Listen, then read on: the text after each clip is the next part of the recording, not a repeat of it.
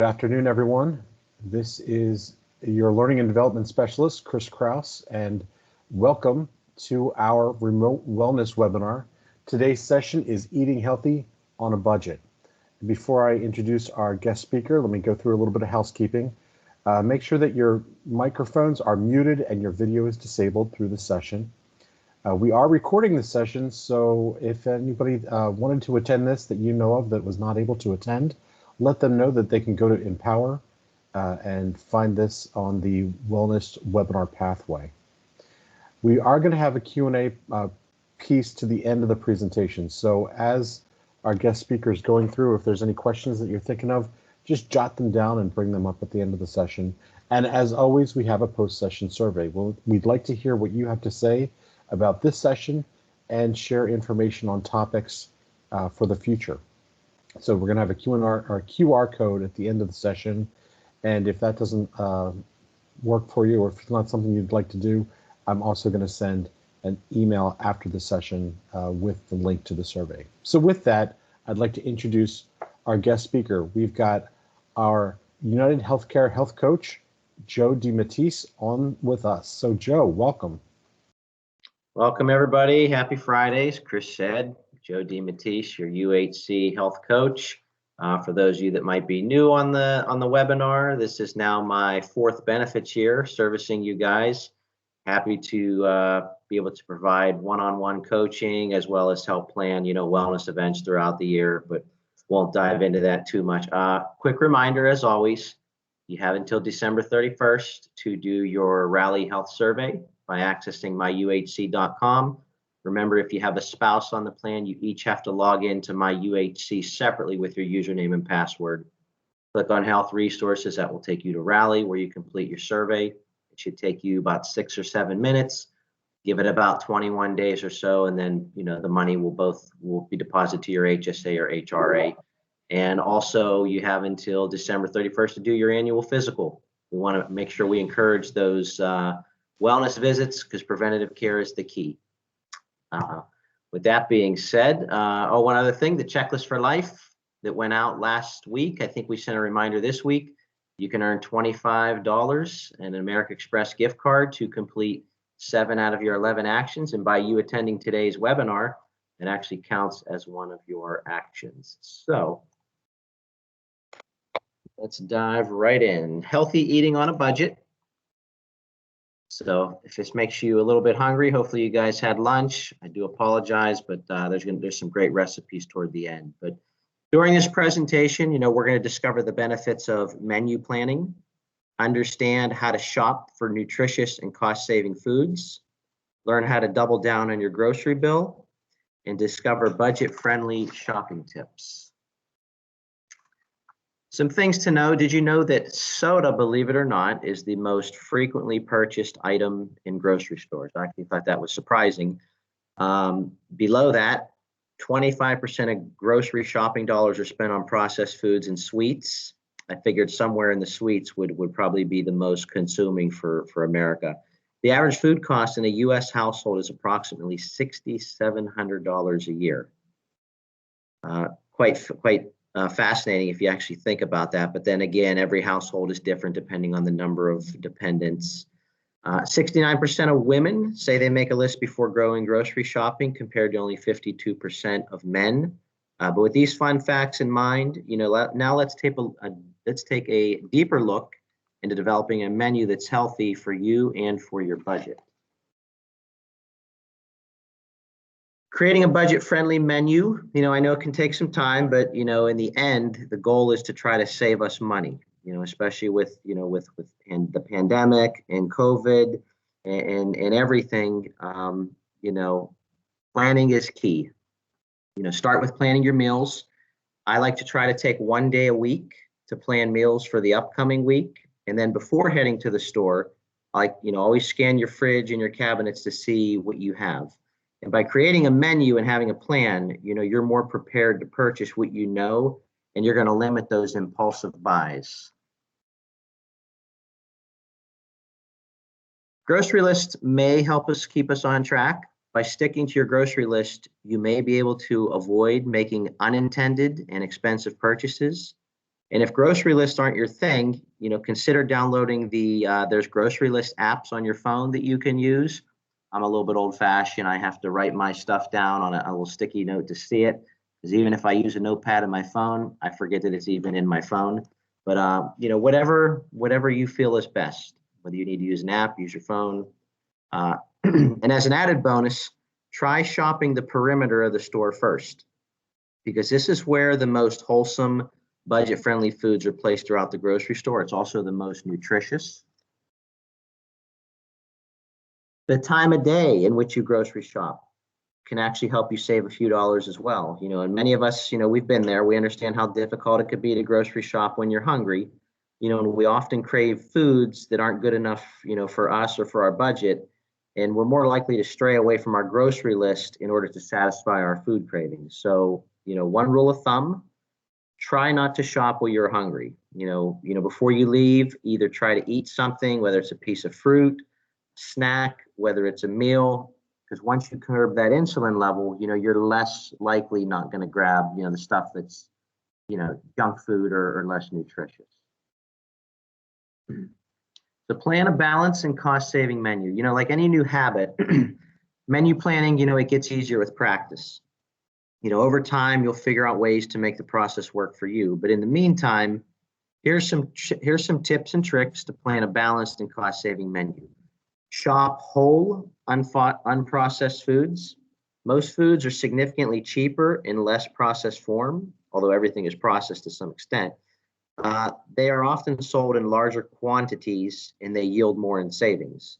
Buying generic brands is another great option to save money, but still get the nutrition you need. And all food manufacturers, whether they're national or generic brands, they have to follow strict standards to provide safe food regulated by the FDA. And generic brands, believe it or not, they most of the time have the same quality as national brands. They just don't have that name, so therefore they're less expensive. Here are some more ways to ensure shopping with your health and budget in mind. You want to limit the amount of prepackaged foods that you buy. These foods, as I've discussed in previous, nutrition presentations, they offer very little nutrition, but they're also packed with unhealthy ingredients. They add a lot of filler to it, stuff that we don't need. It can affect our blood sugar. We want to try to skip the processed foods and spend more of our budget on higher quality items. Nuts and seeds, rice and whole grains, fruit, nut butters, those are all good options to start. You may even consider purchasing cheaper cuts of meats. Fresh meat and fish, I know, can be quite expensive, but there's other options that can cost less.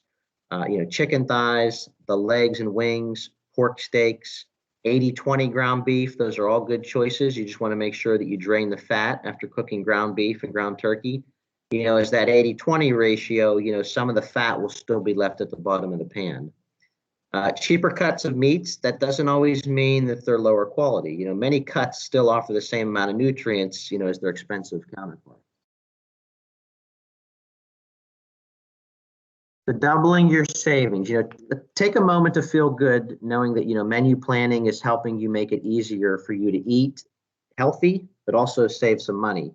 Here's some more tips and tricks to help you save money, as much as possible. Again, we're trying to save as much, but again, we're not trying to compromise the nutrition. You can follow along with the blue circles on the page. Cooking at home, you can feed a family of 4 or more for the same price as buying food for 1 or 2 at a restaurant. I mean, think about that. 2 plates of food at a restaurant, you can buy those same amounts of ingredients and feed 4 people at home for the same price. Any leftovers that you have can be used for lunch. You can use them in other recipes. You can also freeze them. Packing your lunch, having healthy snacks, drinks, those are another great option to help you save more. It's less expensive and it's also a lot healthier than eating out. And lastly, when you cook large meals at home, you may have a steady lunch, without any additional effort or cost, by having a little bit left over. So here's some more great ways to save money and some tips at the grocery store, and you can follow along with the bullets. Try branching out from traditional proteins. Consider having 1 or 2 days a week where you use other protein sources. So instead of like meat or chicken, using legumes, eggs, Even canned albacore tuna, things like that can be good. You always want to drain the water, try to get rid of some of the sodium. Shopping in season produce. Local produce that is in season is generally cheaper and is also usually at its peak in both nutrients and flavor as well, which a lot of people don't know that. Produce that is not in season has often been transported halfway around the world to get to your store. That's not good for you nor for your budget, because it loses quality along the way. Considering frozen fruits and veggies, as most frozen produce is just as nutritious, it's also cheaper. And the nice thing about it is it's available year round. It's usually sold in large quantities. So I always tell people, if you can buy fresh, then go to frozen or refrigerated, and then go to the cans. Buying foods in bulk is going to save you a lot of money as well. Whether you not necessarily go to Costco or Sam's Club or BJ Whole Foods, but just buying a greater amount. Grains such as brown rice, barley, and oats, you believe it or not, you can get those in bulk. These are all staple foods that are relatively inexpensive and can be used in a variety of healthy meals. And lastly, trying to increase your use of eggs, beans, seeds, frozen fruits, and vegetables, cheaper cut meats, and even whole grains. You always want to try to maximize as much as we can. So as we mentioned before, cooking large meals at home and using leftovers for the next day's menu can make a huge impact, on our budget long term. On the page here, these are some ideas and tips for using leftovers for recipes. So when we're cooking with grains, we can freeze the leftover rice to use in casseroles, soups, stuffed peppers, fried rice. Leftover pasta, believe it or not, can also be used in soups, salads, casseroles. If you have any leftover dairy products, you can freeze grated cheese in a covered or airtight container. And you could also use sour cream in recipes such as muffins, biscuits, or pancakes. Fruits and veggies, these can go a long way as well. You try adding vegetables to pasta, salads, casseroles, canned soup, or spaghetti sauce. In a few slides here, we'll be showing you some recipes where you can utilize this. Leftover fruit, that could be a great addition to add to cereal. Plain yogurt, plain Greek yogurt, because the flavors are going to tend to add a little bit more sugar. But using fresh fruit or frozen fruit, you add that natural fruit sugar. Even ice cream from time to time, you can put fruit in. And other options can also include, blending your fruit into a smoothie or freezing overripe bananas to be used for baking. And lastly, meats wear many different hats when it comes to leftovers. Consider adding leftover cooked meats to salads, casseroles, omelets can be a great one. Soups, like we've mentioned, sandwich, and if you're not prepared to use leftover meat in the same week, you can always freeze it in portion containers and then thaw it out, when you plan on using it. Continue to save as much as your budget as possible by looking at not only high, but lower priced items as well. Most, if you take a look at this picture here, most products sit at eye level on the shelves and are unnecessarily overpriced. And most budget healthy and wholesome foods are located on the perimeter of the store, as indicated by this picture, while many of the processed but convenient overpriced foods are located in the center. So you can take a look at that illustration there. When you go in the grocery store, always shop the perimeter. That's where your dairies are, your meats, your breads, your fruits and vegetables. And then in the middle is where you have all your canned stuff, your packaged stuff, your stuff that's in microwavable containers. Some of that stuff in moderation is fine, but like you said, you're going to tend to pay more money than if you shop on the outer perimeter. So here, these next few slides, we have some budget-friendly recipes. So if you can take a look at this one here, spaghetti with homemade marinara. Again, prices will obviously vary depending on, if you're going to, depending on what store, whether you go to Publix versus Walmart versus Costco versus Whole Foods. So some of the ingredients for this one: a large can of tomatoes costs $1.49, a half of a medium onion chopped, 50 cents. Pinch of garlic, 25 cents, $1.99 for a loaf of bread, and $1.19 for a package of spaghetti. This recipe here will make 4 servings for $5.42. And if you think about that, that's $1.36 a serving. And like I said, keep in mind prices will vary, from store to store. But again, if you were to go to a restaurant and pay for a plate of spaghetti and marinara, at least down here in Palm Beach County, you could pay an upwards of, $15 to $25 depending on the area. Homemade chili, this is an excellent recipe that I have used. A pound of ground beef costs you just, right around $5. You can get a couple cans of beans for just under $2, $1.50 for a can of diced tomatoes. And then, you can see the rest of the ingredients. I won't necessarily read them, but for $13.63, you're making 10 servings. And again, what you don't eat, you can obviously refrigerate and use the next day for lunch, dinner. You could even freeze it if you don't plan on using it for the week. And then another one is a Mediterranean salad. This is a great one. It's mostly packed with veggies.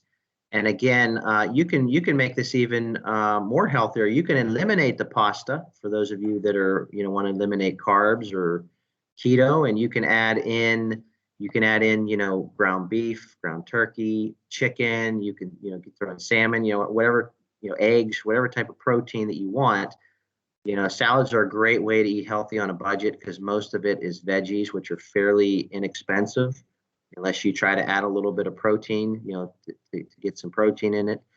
78 cents a serving. I don't know many salads in restaurants where you can get, spend $5 on ingredients and make a giant bowl to feed, I wouldn't say initially feed 6 people, but 6 servings. So these are just some ideas that you can use and, use your leftovers to make them into healthier recipes for lunch or dinner. If you have any questions and answers, feel free to type them in the chat log, or I think we have a small enough group that you can just ask, and then I'll leave the QR code. We want to make sure that we get your feedback on that. So take time to do the QR code, and any questions I'll gladly answer.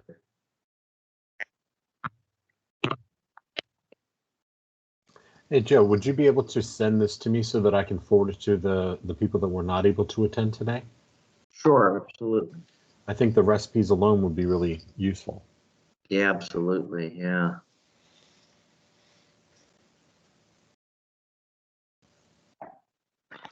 So any thoughts, guys? Or if there's any other things that you've done in the past that you've found to be maybe like a good recipe that you'd like to share with the group.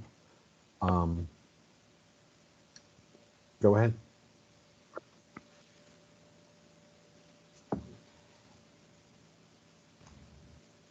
I can share what I had for lunch today. Go right ahead.